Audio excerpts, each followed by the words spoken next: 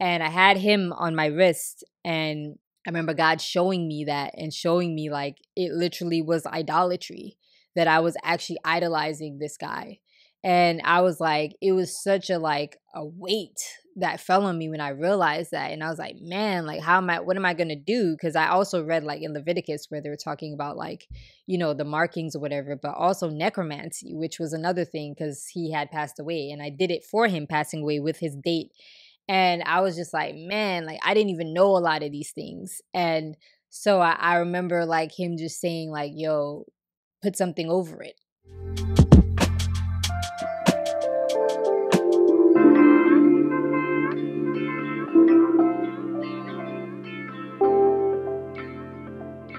Welcome to episode 1 of Scratch Everything, a podcast where we walk through life in complete obedience from the top, God's way, down to our reality. I'm Shanika. For those of you who are new and don't know me, I am from Orchids and Sweet Tea, which was my food blog and food website. And some of you guys might actually know me from my food videos on IG. Food was my first ministry that God called me to in 2016, and He allowed me to be able to share with people how to actually make meals for their family members, how to cook, how to substitute ingredients, that sort of thing for a healthier option.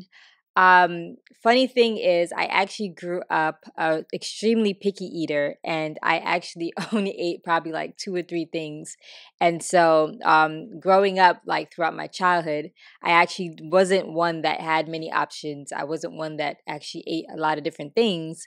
And then growing up into my adulthood, I actually didn't really understand or know how to cook. It was just so interesting that God called me to that, which I'll go into even further later. So now He's actually called me to do this podcast where I'm going to be sharing my testimony, teaching scriptures, and really just like honing in on how we really walk through complete obedience. So today's episode actually is going to kick off the entire quote unquote mission, which is obedience and what I had to actually give up to walk with Jesus, which I feel like a lot of people don't really talk about. A lot of the times we just talk about scripture, but we don't necessarily talk about like what our life would look like if we were walking with Jesus and, depending on whatever He asked you to give up.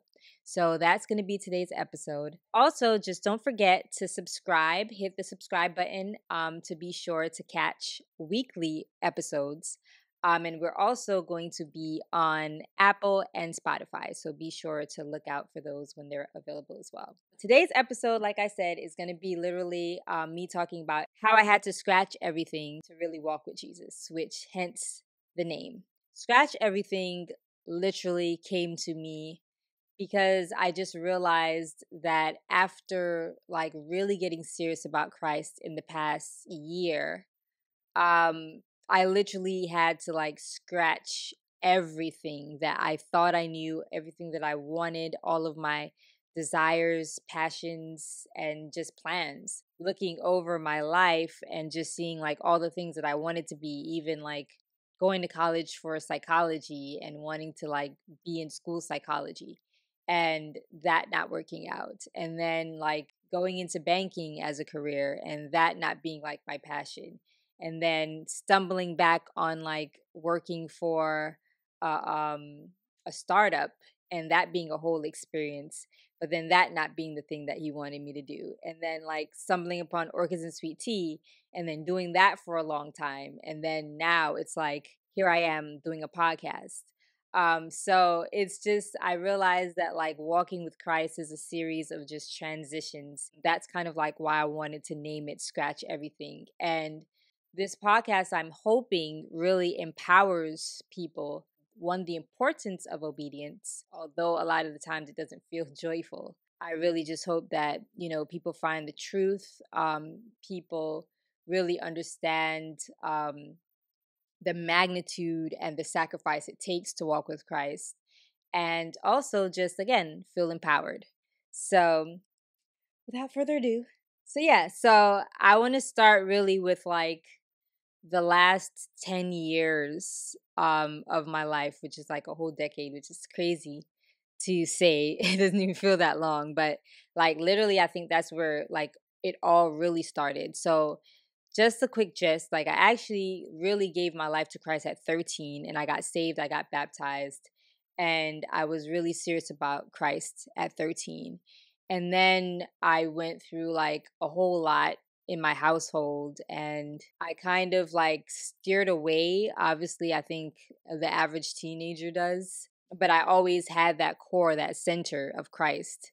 And so like I never strayed too far, but obviously like, you've done so many different things. I want to say probably like the last 10 years I actually really started getting really serious about Christ again. Literally like where God, I want to say, delivered me from my Egypt.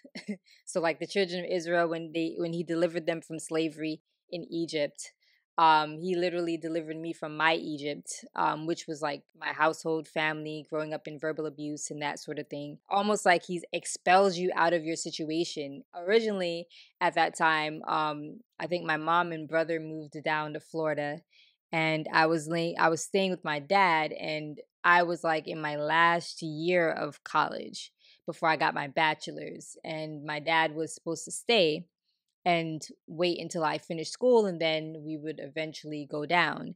And so literally that like changed abruptly, and like not even 2 months in, he decided that he wanted to go. Now at that time I'm practically finished with school, so I didn't want to necessarily, like uproot myself and leave and then transfer and go through all of that.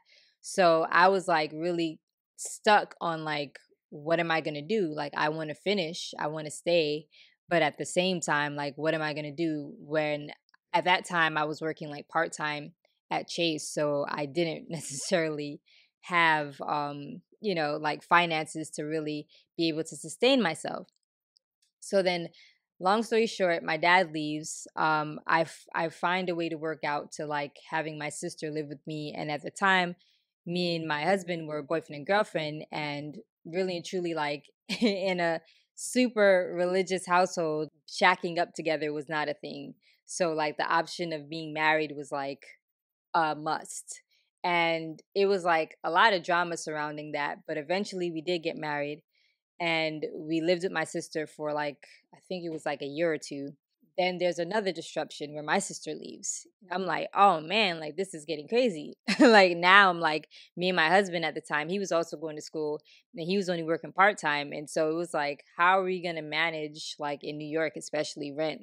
Although at that time it was much less than now, but it still was something. And I was just like, man, how are we going to manage that? And we ended up having to like actually go to like live with a family friend that I lived with prior to when I first came to New York with my family. So that was like a crazy experience. And that was like another kind of like, I don't understand, God, why is this happening? Then after that, we were there for like 2 years. Um, and I it wasn't the ideal, but at the same time, I was like, we're gonna save up, we're gonna work, we're gonna do what we gotta do, and then we're gonna be able to get our own place. Fast forward about like I wanna say like a year or two. Again, here's another disruption that she's like, at the end of the day, time is up. Like, I need my space. I want you guys to like be out. Now, at this point, I'm like, there's no other like pillar to fall on. So I'm like, Lord, I'm not getting it. Why in the world do you keep allowing like a disruption to happen before we're prepared? And I'm just like, we're actually preparing. So it's not like we're not preparing, but it's like we're just not prepared at this point. And I just remember at that time, I actually didn't have a job, and my husband just got promoted. Well, actually, no, he graduated, and then he actually went into his actually career field. After that, I just remember being like, man, like, how are we really gonna like do it? And then it was just like God literally put supernaturally like faith in me. And I was like, you know what, matter of fact, we're gonna be out by like February. And I remember telling my husband that at the table, and he's like, February? How in the world are we gonna do this in February? Like we're still again preparing. We don't have like all our ducks in a row to get a place. And so I was like, yo, I don't know, but God just literally put like that faith in me. And I was just like, yo, we're gonna we're going to be able to leave by February. And I remember telling her this and at the table, and it was just like everybody's looking like, okay, if you insist. And lo and behold, February comes and it's looking grim. Nothing's happening. I remember we walked to like this neighborhood that we were looking at for apartments, and we were hunting for apartments, and there was this neighborhood that I wanted to live in because it was actually closer. It was close to like the college that I was going to. And I was like, this is ideal. I could literally like walk or just like literally hop on a quick bus ride. And I remember we went and it was literally like they were just like, oh, we went to a realtor and they were just like, there's not like any apartments in the area left. Like, I guess during that time, a lot of people that were actually going to that college actually like rented the apartment. So there was none left. And I was like, man, how crazy is that? Like, I don't know where else we would go. Like, I don't want to go too far because I don't want to be traveling, like, especially since I have to work and then still start back school because at that time I was going to actually go back to school again. It was like God literally worked it out where the realtor was like, there's this one place that's like a little bit further, but it's still within distance. And he was like, there's this one apartment building that like they have like 2 or 3 apartments available. That's it. And so it was like, all right, let's see it. And we end up going, and it was actually really great. And it actually wasn't far, it was still within the vicinity. And it was like a really great neighborhood. And I was like, wow, okay, let's do this. So he was like, you know how it goes with like apartments. He's like, all right, this is like the minimum that you have to make in terms of salary. This is the credit, all the things. And I'm like, oh man, all right, we're barely making it at this point. And again, I don't have a job, so I don't have anything to help boost. So I'm like, all right, Lord, but it was like God was saying, like, by faith, apply. His paycheck, although he did make good money every year, was still short compared to what's the like minimum salary. Honestly, the process was like quick. Like we literally got the apartment, and that's like literally what happened. Literally at like the cusp of time, like at the date or close to the date that we were actually supposed to leave our current house. And I was just like so in awe, and I was just so shocked, like, God, like that's it's crazy. I've never like seen it happen like that. Like you just don't a lot of people don't like talk about it like that. So I was like, man, that's crazy. So me and my husband were just like really astonished by it. And it was like, okay, we get the keys, we're good to go. And I'm like, wow, we were able to, and it's at that time it was taxes, and it's like we were able to literally the amount we needed for moving is the amount that we got for taxes. And I was like, wow, look at God. Now, obviously, having a bed and furniture and all that stuff was the next phase. But at that point, I was like, I don't care. We got a place. And that's the most important. Fast forward, we do that. We end up at that place and we end up living there for like quite some time. Now, the interesting part about it was after some time, like it was a lot that started happening. So at that time, my mom moved back up to New York, and then my dad moved back eventually. And at one point, I ended up going to like this church with her, and there was this prophet that was there. And so I'm already very weary about prophets. Just in general, I've always been. So I've never, and not to say that there aren't real prophets, but I just was never one that was like, I'm trying to like go to a prophet and like learn about like my life or whatever. And so I went to this church and I was there with her. She wanted me to go to with her at one point. And so I went, and at first it was like Bible studies. And so I went, and literally like one time he actually calls me up and he's like, you're going to have a son. I was like, wow, okay. Interesting prophecy. Cool. I'm like, why of all things, why would you want to give me that? I'm like, in my mind, I'm saying to myself, like, why would that be the thing? Like, I'm like, I would come up here at that point in the time. I wasn't even as mature as I am now. But at that time, I'm like, why not tell me so many other great things that could happen? I'm like, why tell me about motherhood when if you like I've shared before, like even on Orchid Sweet Tea and stuff, like I haven't had the best relationship with my mother. So for me, I'm like, I'm unmothered, and you're now telling me that I'm going to be a mother. Why? So then I started like questioning God, like, why would that be like the first thing you tell me? And so after that, I started going back a couple of times. with her, and literally like every time for a while, that's literally every time I went up, that's the same thing he would tell me. And I'm like, why do you keep telling me about having a son? I'm like, okay, cool, whatever. And granted, I'm like, I'm not saying that like I'm not believing that like if that's what God wanted, but I think at that time I just was like, Lord, again, I don't get why. So then now fast forward, my husband starts going with me. And then at that point, like he comes and he has like a more in-depth prophecy about it. And he's just like, he tells me about it or whatever with me and my husband. And shortly after, like literally we actually have a son. And at that time, like so many people were just like, do you believe that it is, like, is it going to be really a son, is it going to be true, all these things.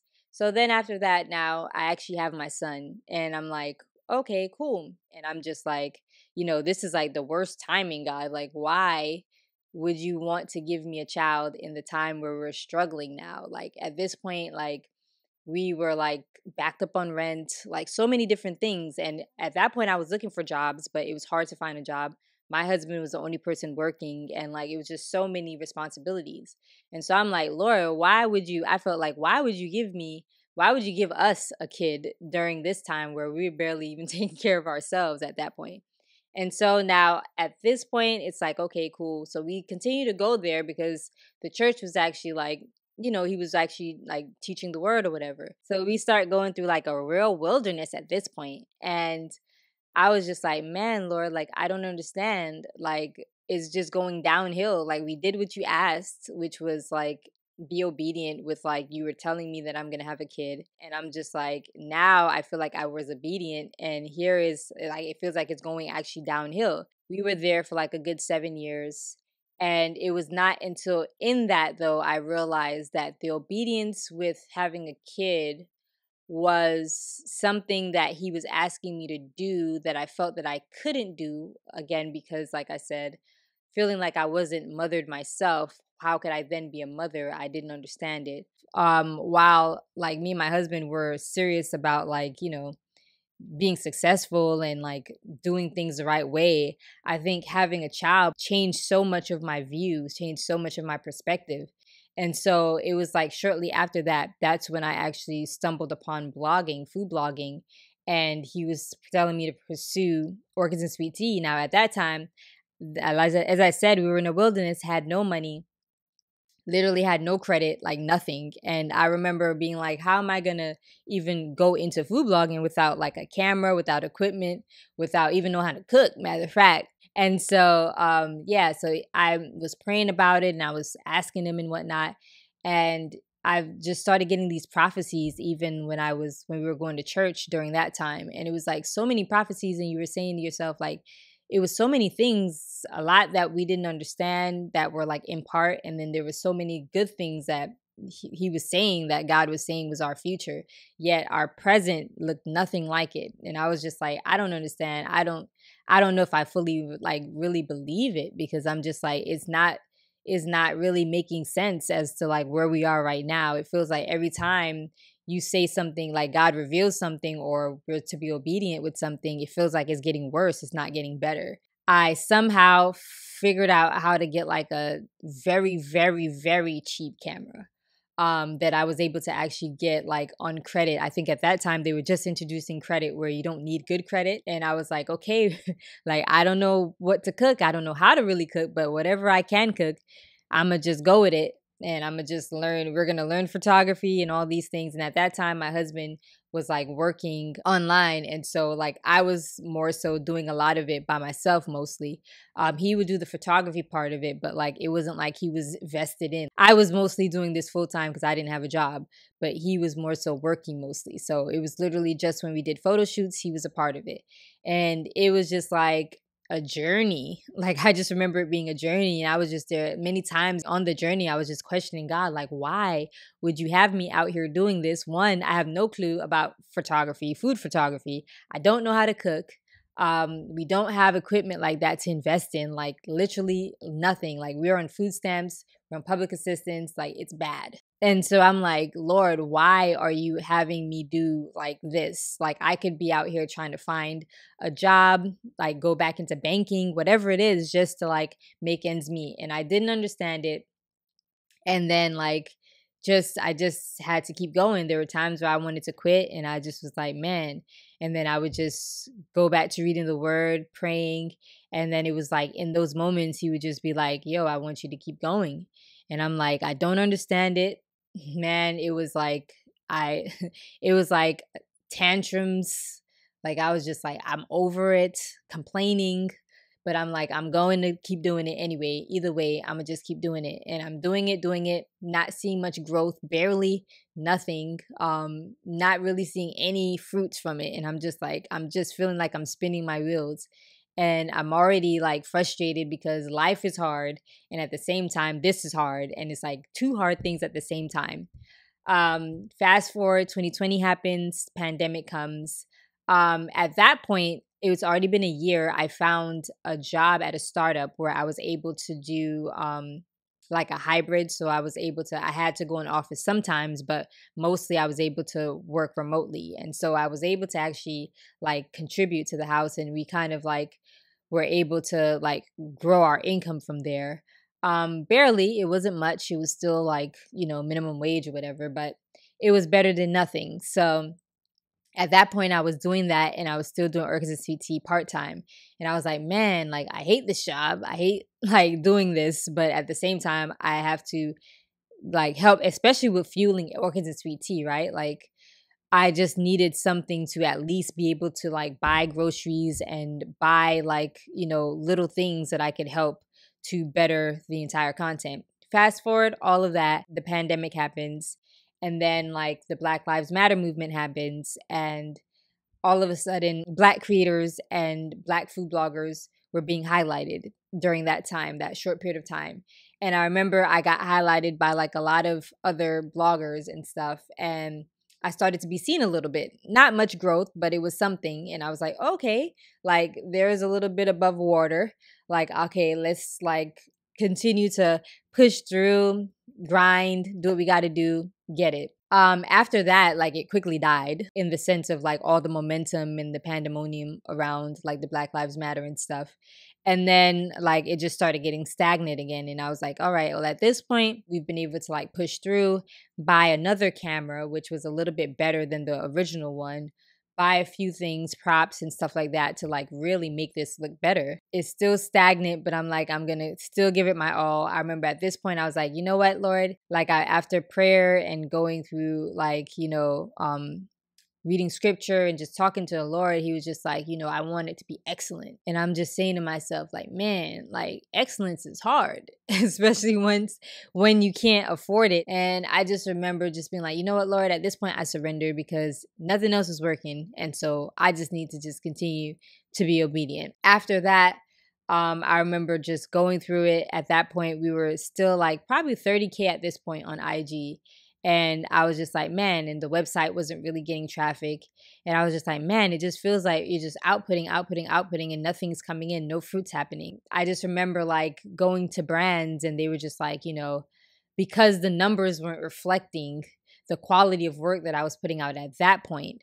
It was just like, maybe it's doing too much. Maybe, you can scale back or be more like raw or be more relatable. Maybe it's that people are like, I don't want like the high quality stuff. I don't want like, we don't need all the like aesthetics and all these things. And like, I can't tell you how many times like brands turned me down or like tried to lowball me because it was just like, your quality of work is one thing, but your numbers aren't reflecting. And, clearly no one's like really receiving it. Right. So it's like, dumb it down, try front facing, try other things. That's just not the way that you're going.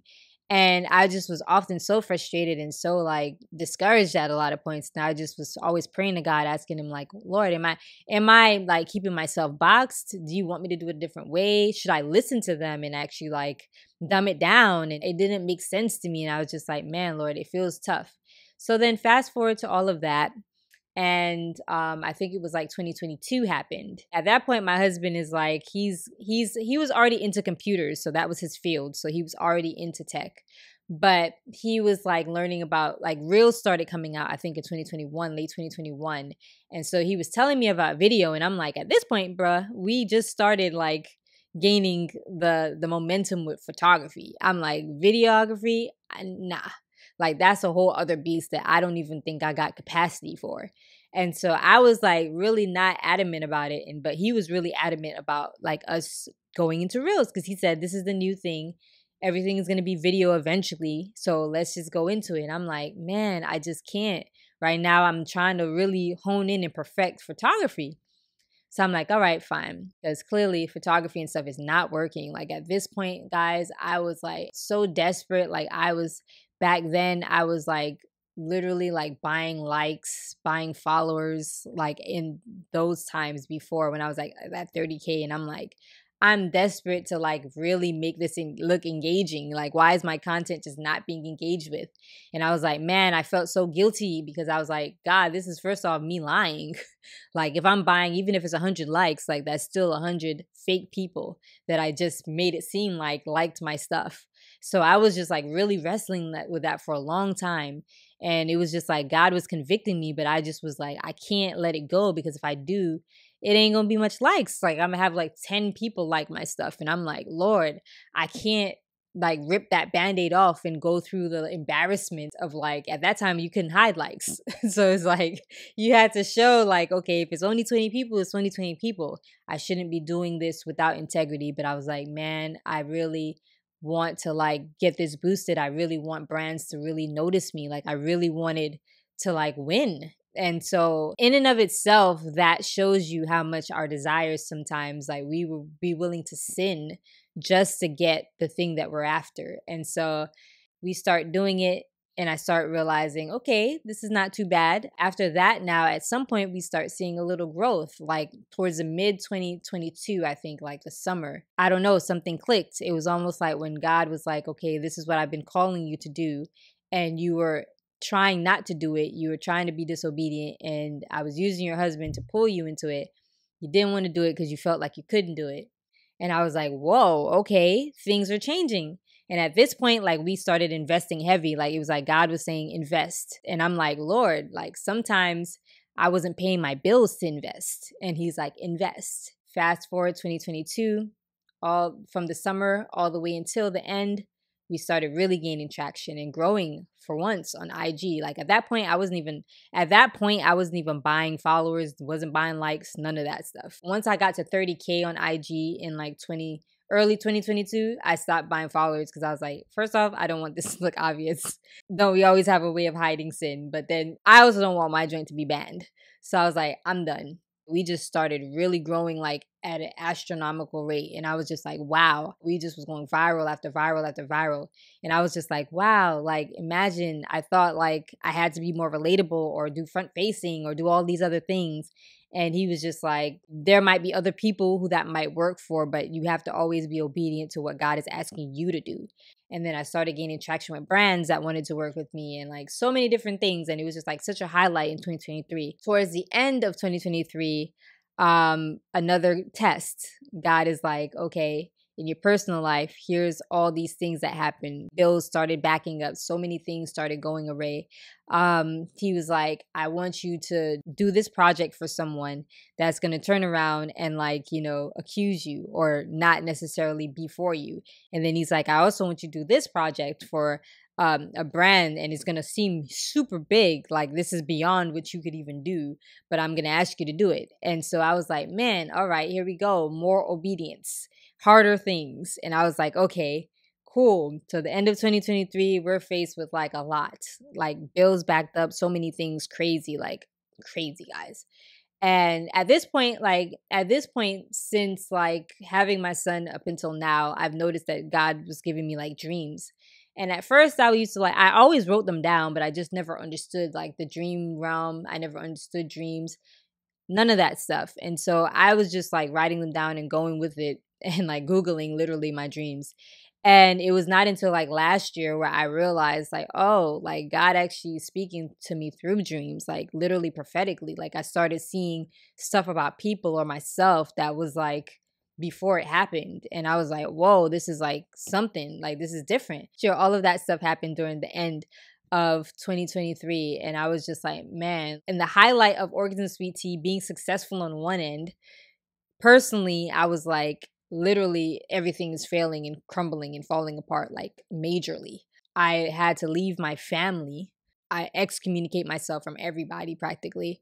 So many different things were happening at one time, and I just felt like, man, like my personal life is failing, God. Why is it that every time you're asking me to do something, it feels like it's painful? Like it almost feels like it's actually doing the opposite of what you said it would do.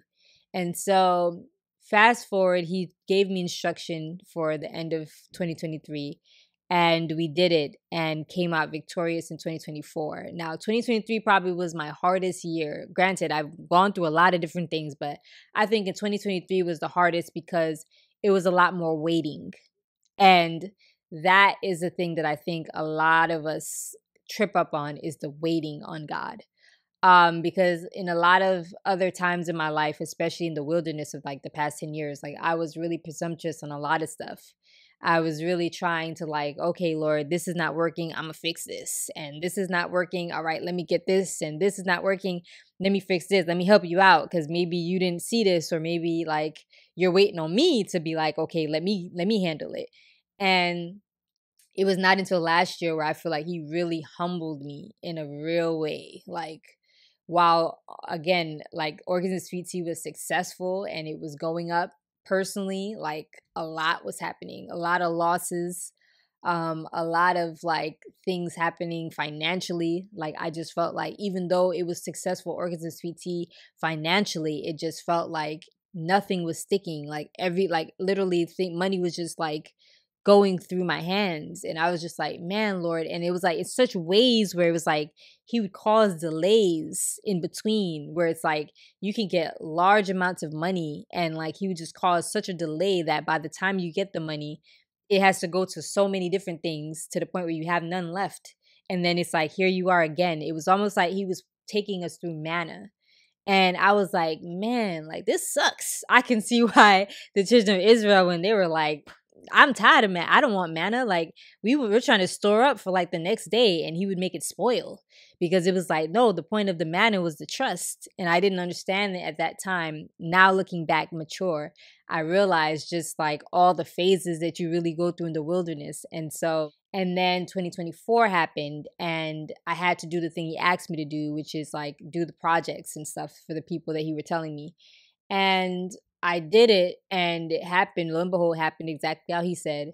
And it was hard. And I was like, man, I survived. Like the first quarter of 2024 felt like it was like war, in the sense of like just being obedient to the things he told me already that I would have to do. And after that, it was like, I was just like, man, like I'm just tired, Lord. Like the waiting in 2023 was like a hard year. It was, I had to still work and be faithful with what you asked me to do with Organs of Sweet Tea, while still fighting all these battles personally. Like I'm tired. I had to wait for a lot of things, like so many different things. And I was just like, I'm really tired. And so I found myself like going back to people that he told me to leave. And I remember I got this dream, and it was like of my parents and stuff. And I thought, oh, okay, Lord, like maybe you're telling me to like go back. That was before I even understood dreams and how like dreams can be so many different layers. And I was like, all right. So in April, I went back to visit, and it, lo and behold, he actually was just like, I'm gonna use it though for your good, because I didn't tell you to go back, because I told you to be obedient and to not go back. And you still went back anyway, much like Abraham when he took Lot, and it cost him. But at the same time, it's like, I'm going to still work it together for your good. And so I remember going back and visiting my family, and I don't know, like he literally at that point, it was like my eyes were just open to like so much. Like I didn't, like I knew what I knew before, but I think like when I went in April of this year, And it was just like he showed me, like my eyes were just open, like the revelation was pure. And I realized like the weight of like why he said to leave. You know what I mean? It was like the levels of principalities and things that it was like that I was up against, and I didn't realize that I was so comfortable being in because it was familiar, that I didn't realize like, yeah, he wanted me out of that because that's different, right? And so it was not until I went and visited and I saw it and I felt it for myself, and I was like, wow, like coming back, I was like, man, I now understand, God, why you said leave. And I was like, you know what, Lord? I remember coming back and it was like, I was just so, after that, like for days, I was just like heavy. Like, I don't know why I couldn't shake it, like heavy, just mentally, just heavy and like feeling depressed. And I was like, man, Lord, like I wasn't even like, I just visited. But I realized that like God had to show me that and take me through that for me to understand, like, yeah, when he asks you to be obedient, it's for a reason. And so I really learned my lesson in that. And it was in that moment that I was like, you know what, Lord, like at this point, I have to be obedient to you. And honestly, I was like, I surrender to like whatever your plan is. It's hard to do, especially like when you have to like give up things that are like super important to you or give up things that you would never think you would have to give up. But being obedient is hard, but at the same time, it is sure. And while it might not look like it at first and it might look really tumultuous, after you've been obedient and after you walk and as you walk, he starts to reveal and he starts to make ways and he starts to show you that, like, yeah, this is the direction I'm asking you to go in, and I've got you, whatever that got you looks like. I remember I had this tattoo that I had of like my grandfather, who was the person that like raised me, father figure before I knew my dad. And I had him on my wrist, and I remember God showing me that and showing me like it literally was idolatry, that I was actually idolizing this guy. And I was like, it was such a like a weight that fell on me when I realized that. And I was like, man, like what am I gonna do? Because I also read like in Leviticus where they were talking about like, you know, the markings or whatever, but also necromancy, which was another thing because he had passed away. And I did it for him passing away with his date.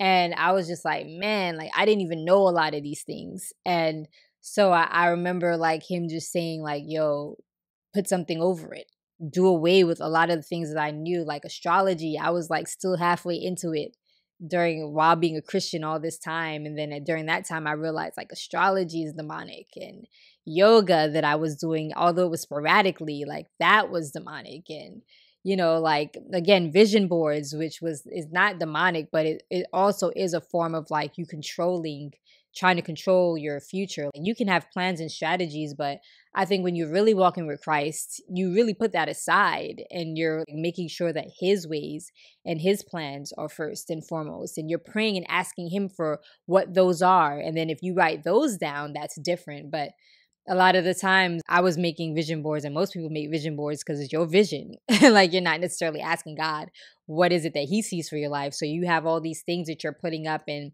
you're clipping things out of newspapers or magazines or whatever, and you're putting it together, almost trying to put together your life on your own, which is a form of witchcraft. Like witchcraft is actually manipulating things or people into what you're trying to do.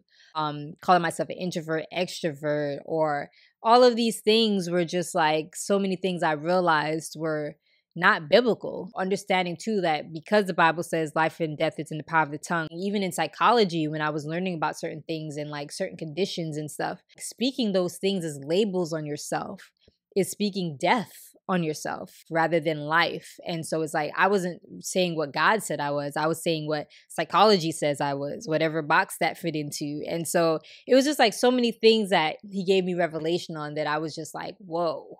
Regardless of how I felt about it, regardless of how hard it felt to do, relationships, friendships, all the things that I had to let go because he said let go.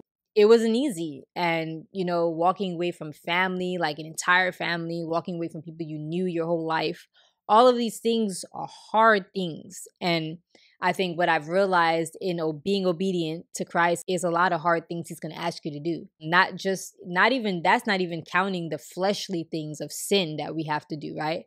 Like that's just external things that he'll ask you to do. But now imagine putting on flesh things on top of that, like realizing, oh dang, I got pride.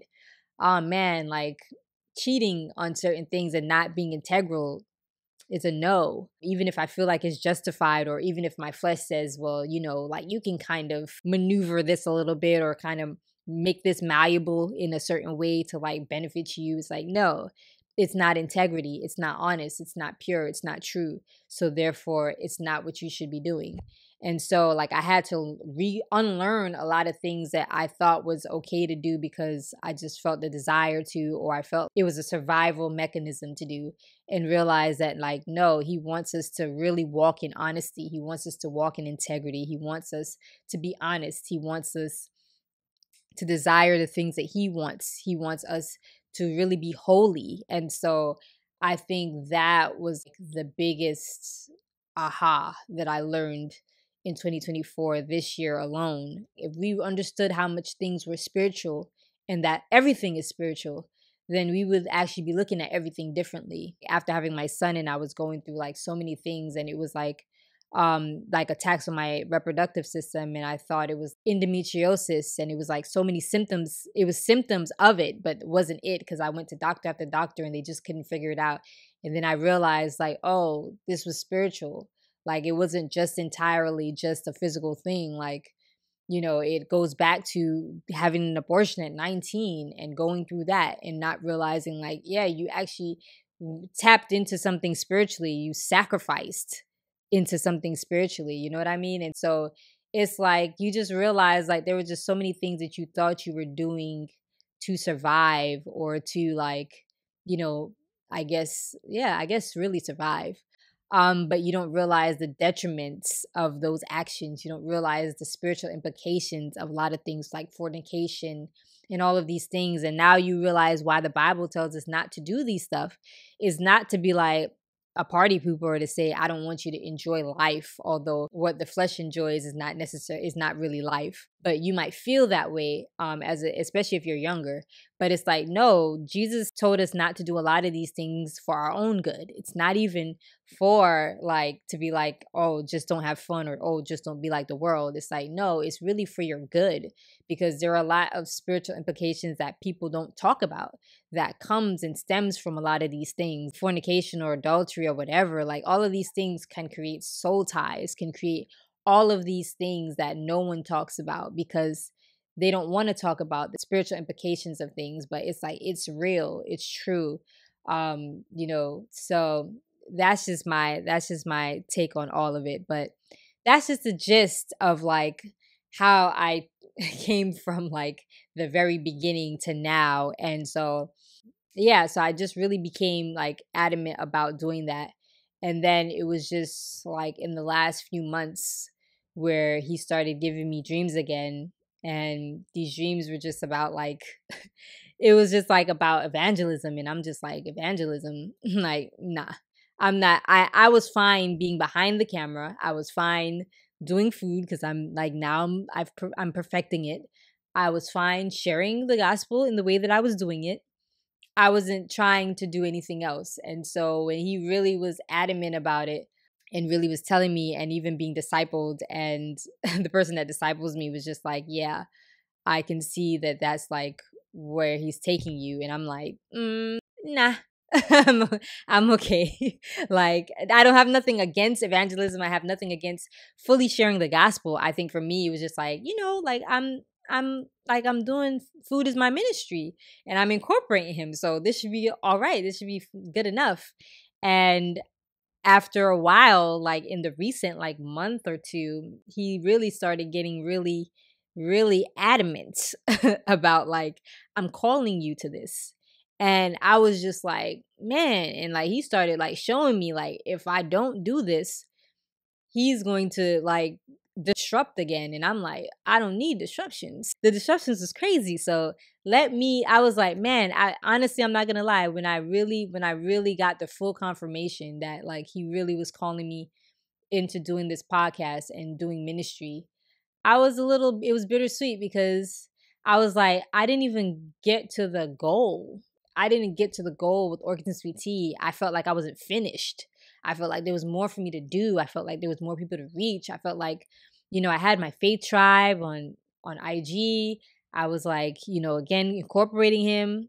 So many ideas. I literally had like, I was pursuing a cookbook, like actually going to get a cookbook deal, like actually had a proposal made, actually had like management, talent management, where I was making six figures easy. Like I was like, I'm not done. Like I still got more to do. I'm clearly in the process. Like you've opened up a door for me to have so many different things, a project that's upcoming now that I can't wait to share with my audience and stuff. And I was just like, God, it's time for me. So many people was always asking me about another cookbook. I'm like, the time I did my cookbook in 2021, I was nowhere near where I'm at right now in terms of craft and skill and all these things and vision. So I was like, man, this cookbook was going to be legit. I was going to make it like a devotional / cookbook. Like I was like, I'm incorporating you, Lord. So there's no reason why you need me to transition. I'm already good. I'm in the position. And he was just like, no. And he literally was like, cancel the cookbook. You've already done the proposal, but that's fine. Like, send an email and be like, no. Cancel talent management. No more partnerships.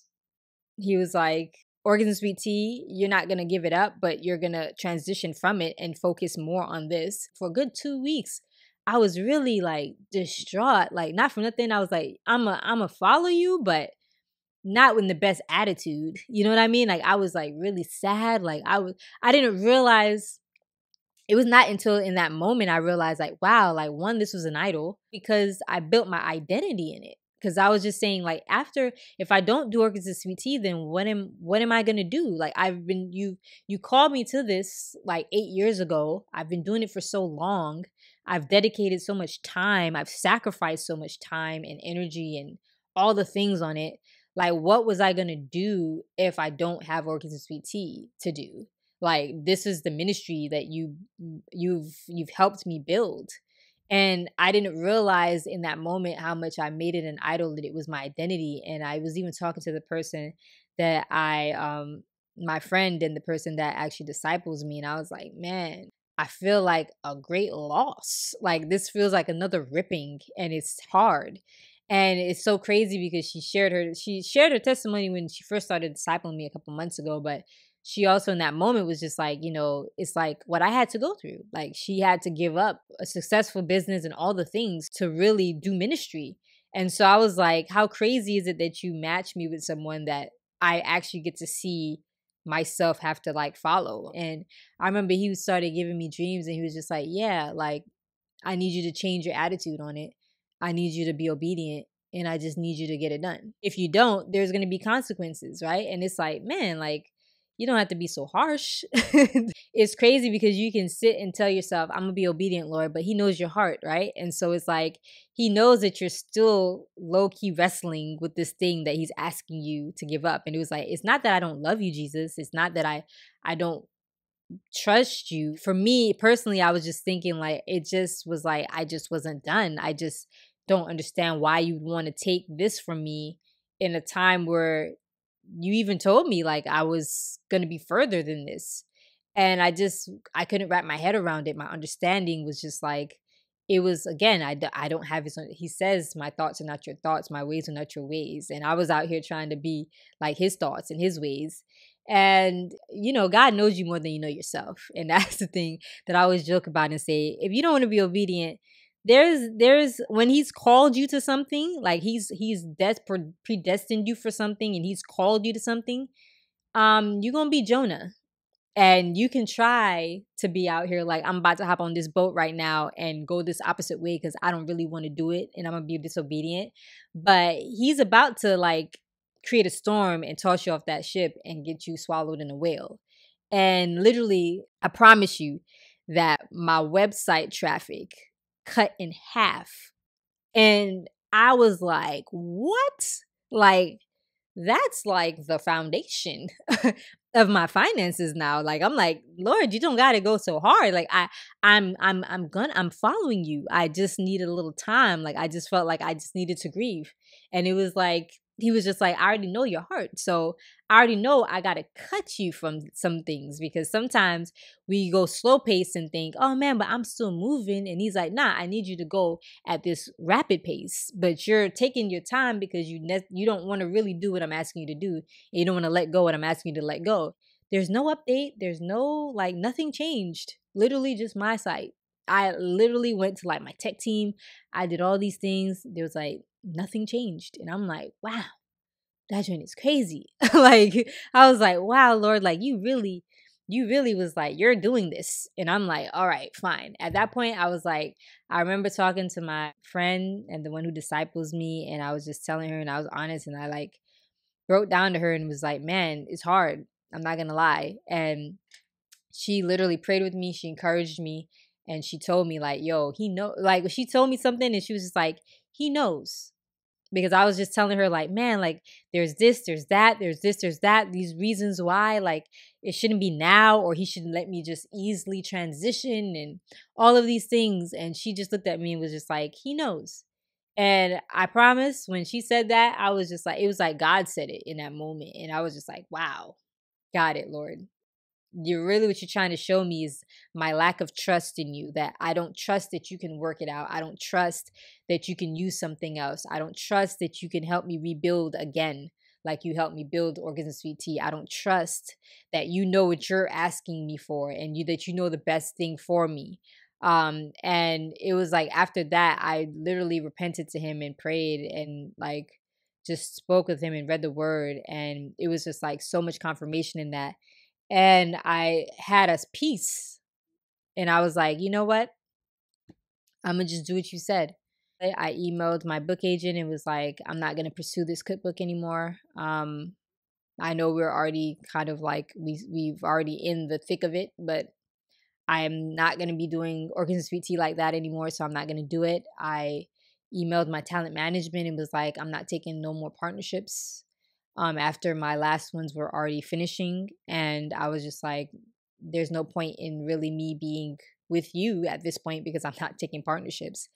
And I remember he told me that the project that I'm working on specifically, that's coming out soon, he was like, I can do that. I can do that one. And I was like, well, thank you, Lord.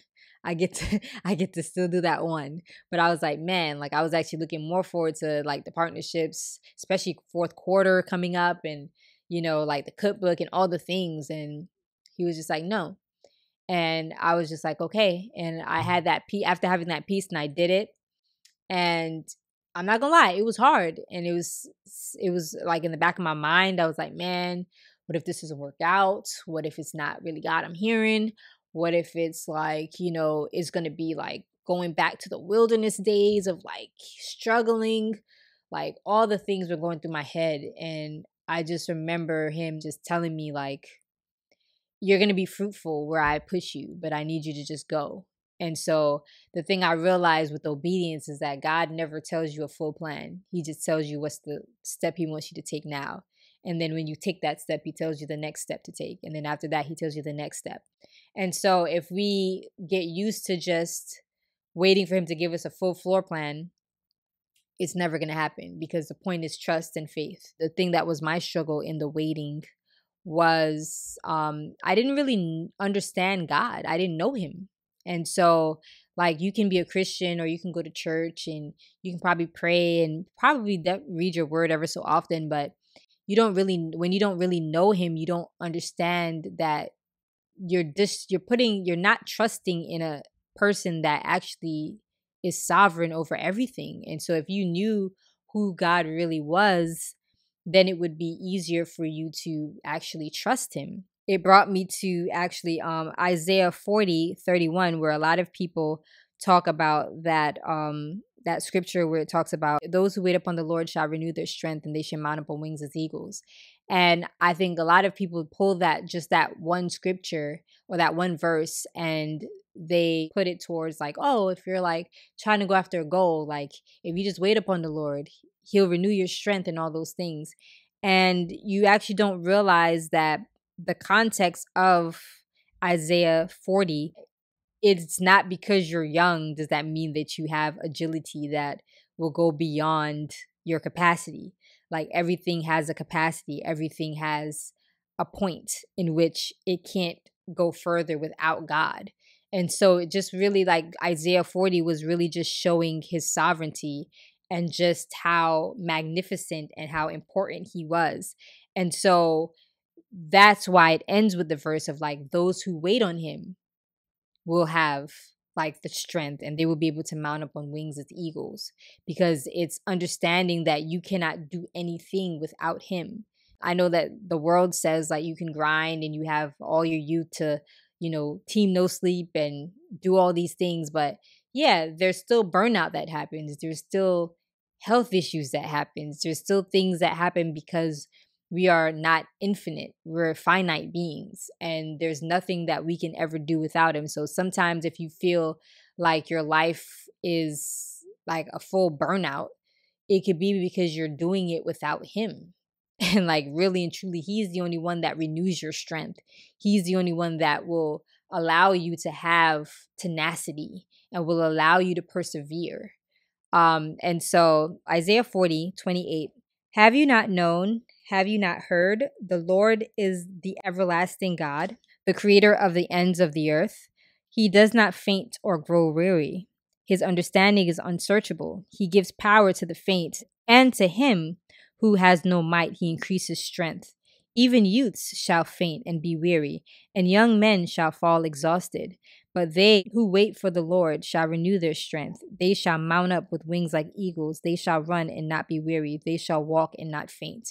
The verse is to really just show God's sovereignty. It's really to show God's ability to give us renewed strength, to keep us from fainting, to keep us from getting weary.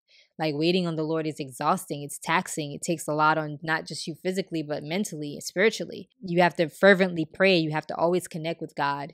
And even in your prayer, what I've learned, especially last year, is like a lot of times we've been taught to just pray about things we want, but it's like, no, you actually have to pray about God's will for your life and pray about God's plan and pray for his direction. So if you are feeling weary or you're feeling like you're going to faint, maybe you're just not really depending on God as much as you should be. And if you really entwine yourself in him and engulf yourself in him, even in the wait, he will give you the strength that you need to actually go towards the next thing, or to be obedient long enough to see the reward or to see the fruit or to see the next step. Also understanding the whole need for repentance. And I think that's another thing that's not often talked about too, but we have to repent when we pray. So it's not just going straight into, okay, Lord, I'm coming to you because I need this and I need that. It's like, no, repenting for the day, because we sin all the time, even if it's small. And also understanding that, like, also giving thanksgiving for what he has done, whether that's just you waking up this morning, or you being able to talk, or you being able to walk, or you having food on the table, or a roof over your head. Thanksgiving is another part of prayer that also should be evident. And then you can petition for what you need, but also remembering to pray for other people. Like praying, the Bible tells us that we should be praying for the saints, but just praying for other people, whether that's in your family, whether that's just people in general, God's people, the world, the state of the world, all of these things. Like I think is not oftentimes taught like how we should pray. It's not just selfishly thinking that we just need to pray about our situation, because also after you've made your petition, understanding that you don't need to repeat yourself about 10 times about that same one thing. Like after you said it, he first off, he already knows, so you don't even have to say it. But the fact that you say it because you're building relationship and you're confessing to him, understanding that you don't have to repeat yourself constantly about that same one thing, because he already knew before anyway. But after you've said it, now it's actually learning to pray his word. And that's been the game changer for me, is learning to pray his word. Instead of me just constantly giving the same petition over and over and over. Because when you pray his word and you speak his word back to him, remember, he has to perform it. He says his word doesn't come back null and void. So when you learn to pray his word, which you have to also learn from reading it, we have to learn to read his word to be able to pray it. That's the game changer, really and truly. I also wanted to just talk about this thing of purpose, because as I was on like my journey with Organs of Sweet Tea and just like wilderness and life stuff, I always thought like, what is my purpose? What is my purpose? And so many people are constantly searching for what's their purpose. And I think there's like this big misconception because our purpose is actually spreading the gospel and living like Christ. That's like our actual purpose as followers, as believers, right? That's our purpose. Now, I think we mix it up with assignment. Our assignments can be different, and our assignments are not always the same. As I said, like you can start off doing one thing, like I did with Orchestra VT, and then he's like, okay, your new assignment is here. And then he could be like, you're after a certain while, like your new assignment is there. Or you can have multiple assignments at simultaneously. So it's understanding that assignments is what he calls you to do, but our purpose as believers is actually to spread the gospel and to live like Christ. And so I think when we realize, like, unlike when the world says, I need to find my purpose and I need to, it's like, no, you need to know that your purpose, first and foremost, as a believer, is to spread the gospel and to live like Christ. And your assignment is what you seek him for. And you seek him for that. And in every season, it might change. So you have to also be, again, willing to be obedient. And if your assignment in one season is this, and then he tells you to do this, obedience is key and it's necessary. And not just obedience, but like I said, like me, where I was just like struggling with it, it's like obedience with a great attitude, because you know that you trust him and you know that he's all knowing and you know that he's sovereign. And so there's no need for you to feel fear. There's no need for you to feel sad or upset or whatever it is about it, because you understand that transitions are a part of his plan. And again, there's a reason why he calls you to things in every season.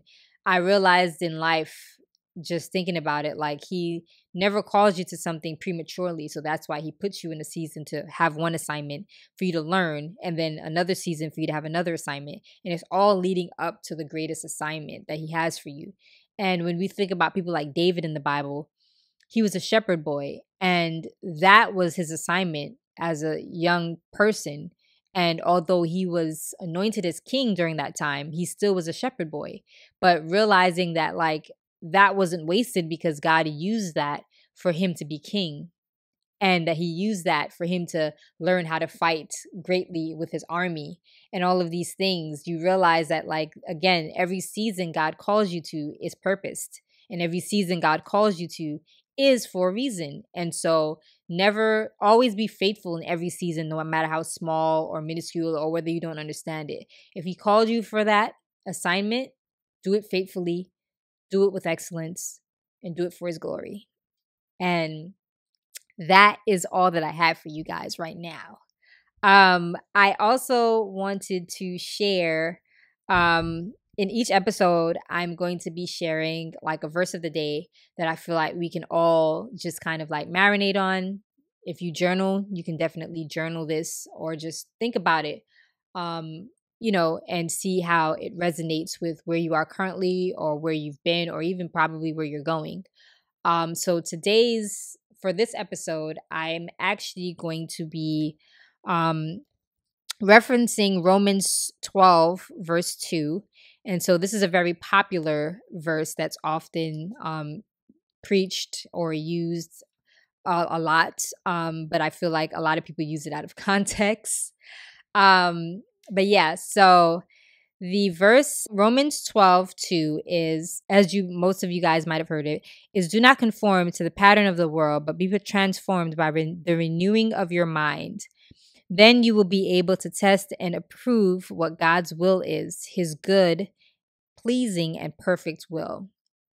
And so a lot of the times, like I remember just listening to like certain pastors in the past that I used to listen to, they oftentimes would like say this verse, or even just growing up, I heard this verse and it was like very, from a religious standpoint of like, okay, you shouldn't listen to this music, you shouldn't, dress like this, you shouldn't do certain activities.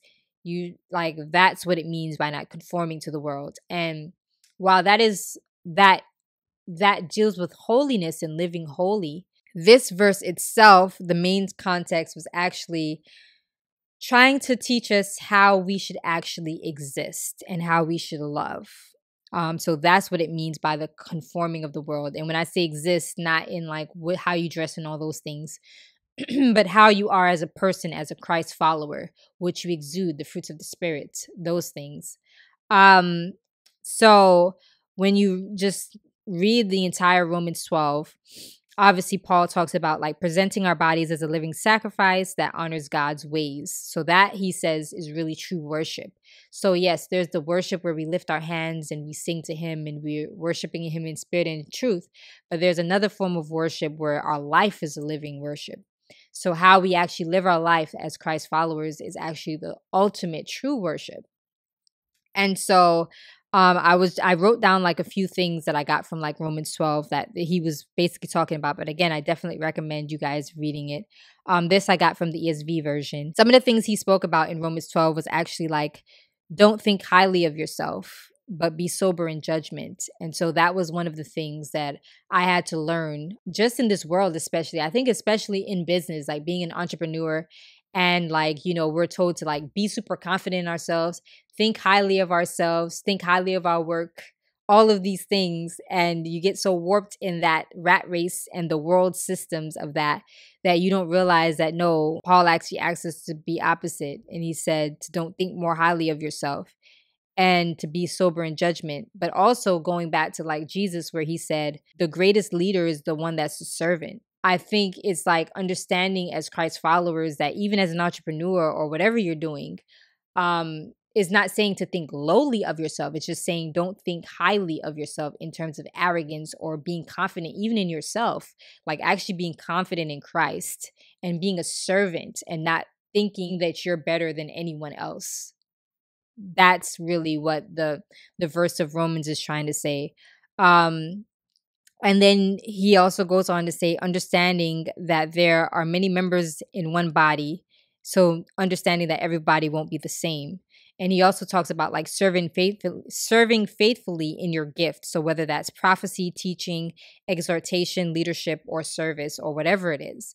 And so I think today we definitely see a lot of that, especially in the church. I feel like there's always these like cluster of like gifts that I think people feel are like super elite.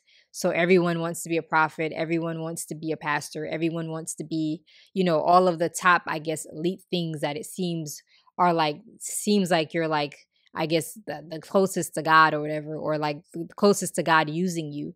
Not realizing that like Paul spoke about like not being jealous of others' gifts, because the Holy Spirit actually distributes the gifts based on his will. So if one person has prophecy and one person has the gift of giving, the person with the gift of giving shouldn't be like trying to be jealous of someone who has prophecy, because honestly, understanding that again, like it's all distributed based on how we're created, how God created us, and what his will is for us. And everyone can't handle the same gifts. And I feel like today we see a lot of, like I said, the cluster gifts where everybody's trying to like run to those gifts. And it's like, no, serve faithfully in whatever gift that is. And there's so many spiritual gifts that he gives. That's giving. There's people who have gifts of mercy, gift of faith, like so many things that's not often talked about, because we always highlight the like fivefold ministry, or like, the ones that seem like you're being so used by God. But it's like, no, there are so many gifts that are super important to the body. And when we understand that everyone is not going to be the same and everyone's gifts are going to be different, we would actually be able to live more in harmony than we do. And we don't try to fight each other for certain things, or we're not trying to just pick each other apart because one person has this and one person has that. So that's the other thing that he spoke about. He also talked about being genuine in love and don't act. So he says not to be hypocritical. So there are people who just try to act lovingly, or they try to act like they love, but they don't actually genuinely love. It's not a real place. It's not from a real deep place. And so that's one of the things he also spoke about, where he was just like, be genuine in love and don't act, because you can only act but for so long, right? Like if it's not genuine, after a while, we'll know that you don't really love, because there's going to be times where God is going to put you in positions, or put you in positions where it's like, now I'm going to actually see if you're going to really love. And understanding that love is actually sacrificial. So he also talks about that. He also talks about loving your neighbor, which is obviously what we all know. That's one of the greatest commands that Jesus asks for us, to love the Lord our God with all our hearts, and also to love our neighbor as we love ourselves. So those are the two greatest commands that he did. Then he also talks about rejoicing in hope and being patient in tribulation. So that's another thing that we also have to understand. Um, that we should always remain hopeful, even in tribulation, even in obstacles and hard times, because we also again know that it's all for the perfecting of our faith, and it's also all things will work together for the good of those that love him. So if you know that, then you know that there's hope that you can be rejoicing in, even if it's hard, even when it's difficult, even when it feels like nothing is working.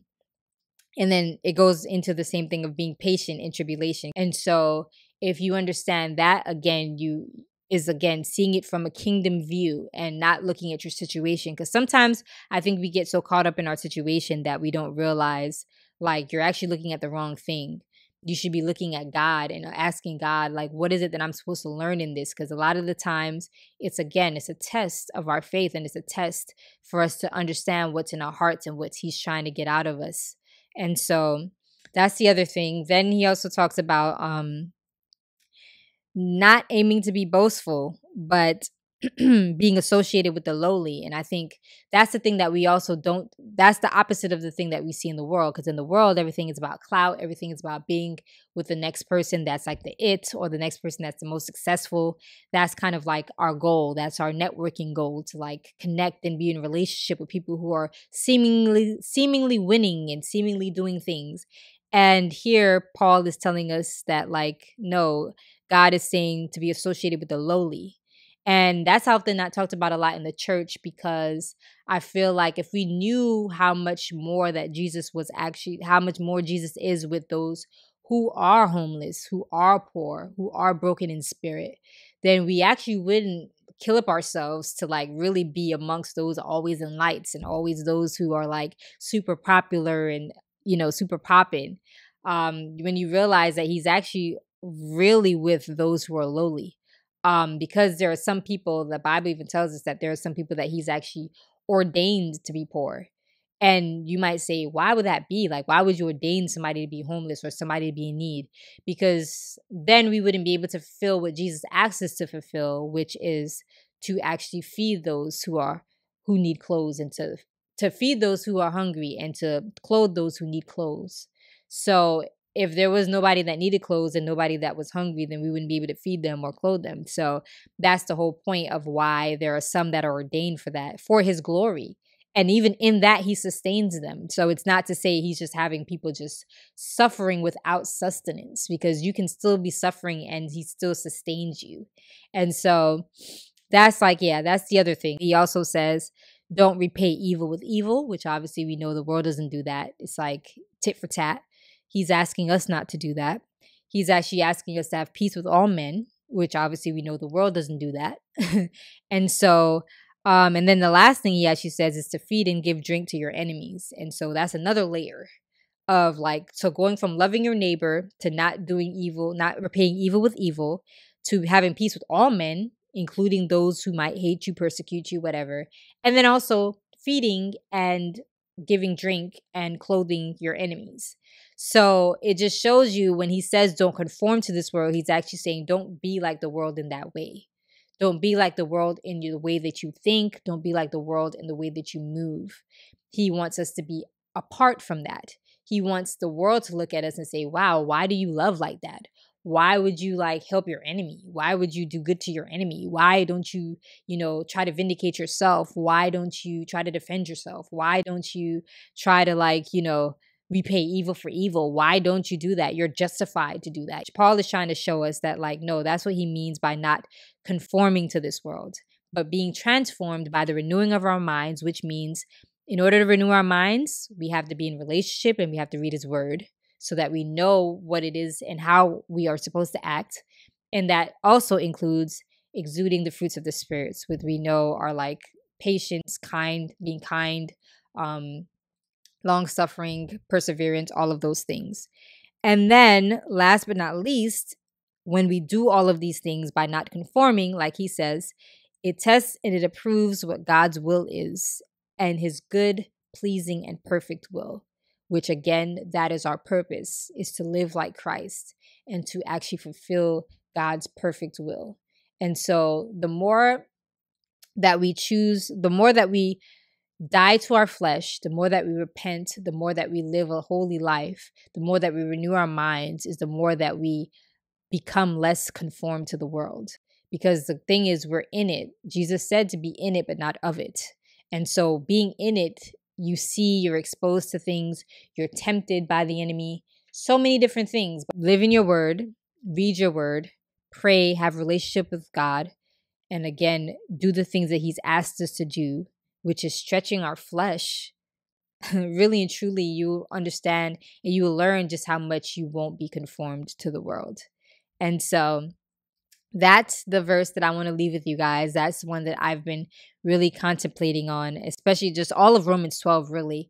And just like learning how to do those things, because a lot of the times it's hard and the flesh will try to get you to respond in a negative way, or it's justified to be angry or to withhold from your enemy, or to not do for someone, to be petty, or all of these things. And understanding, again, dying to your flesh daily is so important, and renewing your mind with his word is so important.